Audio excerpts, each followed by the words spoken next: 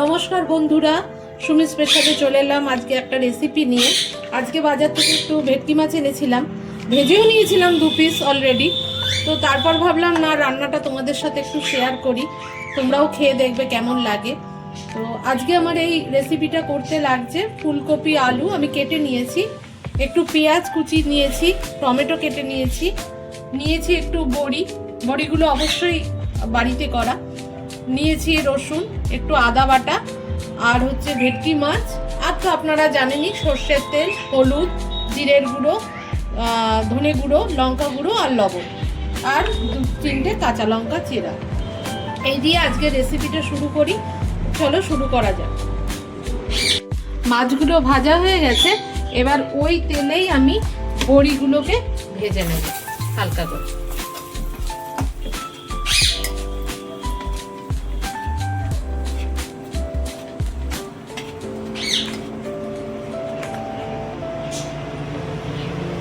এবার কড়াইয়ে তেলে দিয়ে দিচ্ছি একটা তেজপাতা, একটা শুকনো লঙ্কা আর একটুখানি জিরে, গোটা জিরে।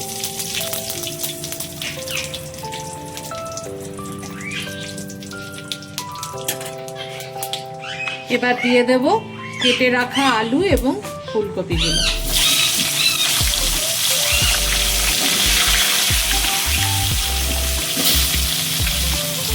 দিয়ে দিচ্ছি পেঁয়াজ কুচি।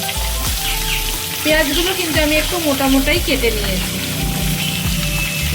দিয়ে দিচ্ছি পরিমাণ মতো লবণ, দিয়ে দিচ্ছি হলুদ গুঁড়ো।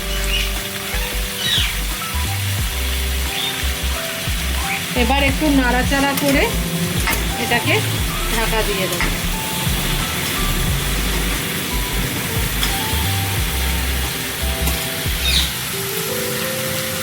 তো সবজিগুলো ভাজা হয়ে গেছে, এবার আমি এগুলোকে তুলে নেব।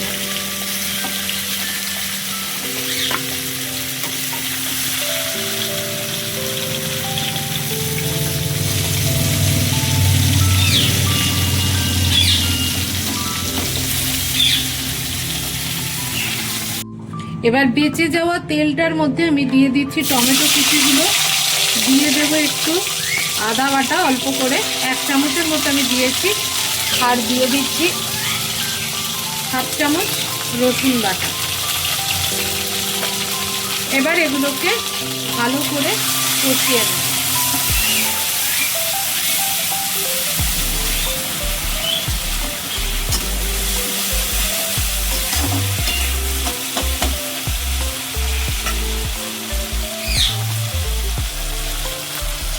অল্প চিনি, এটা কিন্তু জাস্ট রঙের জন্য, না দিলেও চলবে।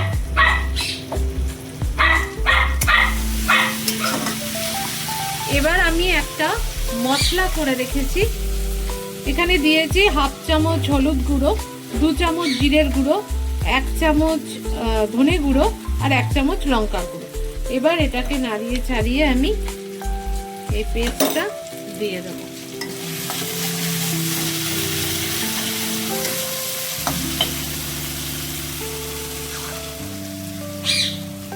এবার মশলাটাকে ভালো করে কষিয়ে নিতে হবে।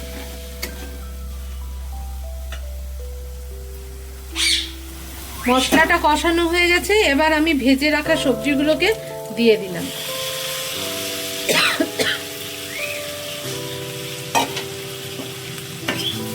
এবার নাড়াচাড়া করে এই বাটিতে মশলার যে জলটা সেটাকে দিয়ে দেবো।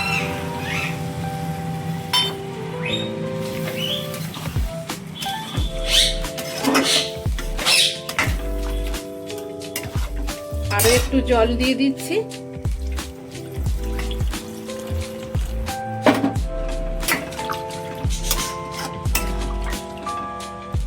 এবার দিয়ে দেবো সামান্য লবণ।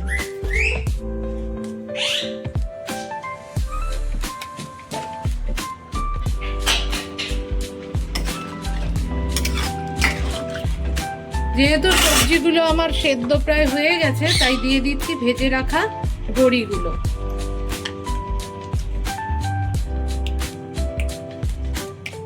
আর কাঁচা লঙ্কা।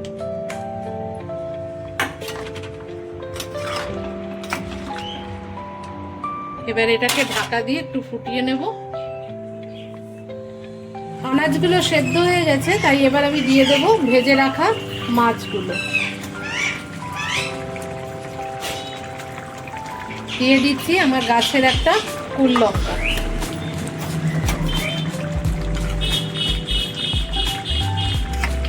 আবারও একটু ঢাকা দিয়ে দেবো যাতে মাছগুলোর মধ্যে ঝোলটা ঢুকে বেশ নরম হয়।